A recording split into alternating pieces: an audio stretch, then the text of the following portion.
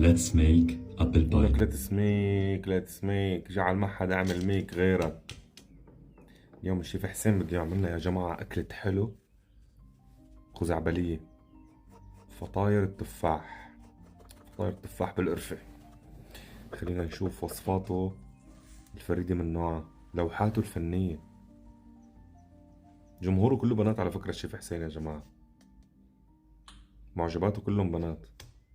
تعلمي مني كلها، تعلمي هيك شغل بالميزورة وعلى المسطرة وعلى المتر وعلى الليبرة. الله عليك يا شيف حسين، الله عليك. شوف الفن والزخرفة. بيزخرف وبيعمل لوحات فنية يا جماعة. عم يعمل عصير. يا عين يا عين يا عين. بس شغل غنية فيروز واقعد يا معلم. الله، هي ممكن الواحد يحشيها موز. يا سلام عليك. تعلمي انت وياها، تعلمي.